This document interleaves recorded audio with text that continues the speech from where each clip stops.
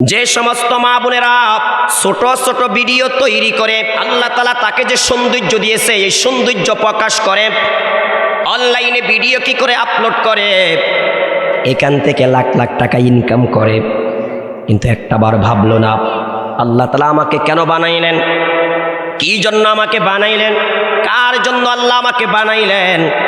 আল্লাহ কি দুনিয়াতে আমাকে পাঠাইলেন এত সুন্দর করে বানায়া, যেখানে হাত দেওয়ার দরকার সেখানে হাত দিলেন, যেখানে চক্ষু দেওয়ার দরকার সেখানে চক্ষু দিলেন, যেখানে কান দেওয়ার দরকার সেখানে কান দিলেন, যেখানে পেট দেওয়ার দরকার সেখানে পেট দিলেন, যেখানে মুখ দেওয়ার দরকার সেখানে মুখ দিলেন।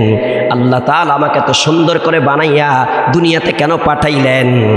এই অর্ধ উলঙ্গ হয়ে টিকটক করে ভিডিও তৈরি করে ফেসবুকে আপলোড করার জন্য কি পাঠাইছে ভাইয়ারা আমার? হে পর্দার আড়ালের মা বোনেরা, আপনার লজ্জা গেল কোথায়, শরম গেল কোথায়? আল্লাহ তাআলা আপনাকে এত সুন্দর করে বানাইলেন, এত সুন্দর অভাবে আল্লাহ তাআলা আপনাকে তৈরি করলেন আল্লাহর গোলামি করার জন্য, আল্লাহর দাসত্ব করার জন্যে, আল্লাহ তাআলাকে চিনার জন্যে, আল্লাহ তাআলার ইবাদত করার জন্যে। আর আপনার সৌন্দর্য লাবণ্যময় চেহারা শুধুমাত্র আপনার স্বামীকে দেখানোর জন্য আল্লাহ বানাইছে, ঠিক না বেঠি?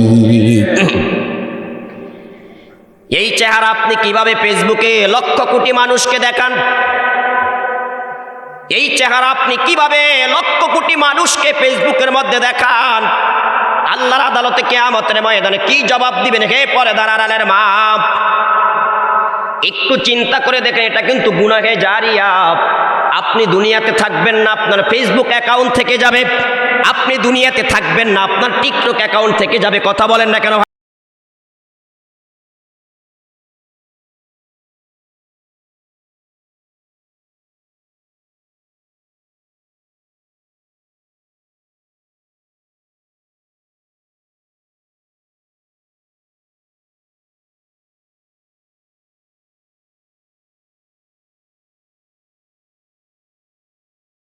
নিয়ে অনলাইনে আসে, স্ত্রীকে নিয়ে অনলাইনে এই ধরনের নগ্ন ছবি করে অনলাইনে প্রচার করে। কি বলেন, আছে নাকি নাই? এরা আসলে সুপুরুষ নয়, এরা কাপুরুষ। এটা গুনাহে জারিয়া না সদকায়ে জারিয়া? বলেন না কি এটা ভাইয়ার আমার? বলেন। গুনাহে জারিয়া। বহু স্বামী বহু স্ত্রী একসাথে টিকটক করে, একসাথে ভিডিও করে, একসাথে ফেসবুকে লাইভে আসে, স্বামী স্ত্রী একসাথে। চি কত নির্লজ্জ! হ্যাঁ, নিজের স্ত্রীকে অনলাইনে দেশ প্রবাসের লক্ষ কোটি মানুষকে দেখাচ্ছে। বলেন, এদের চাইতে নির্লজ্জ, এদের চাইতে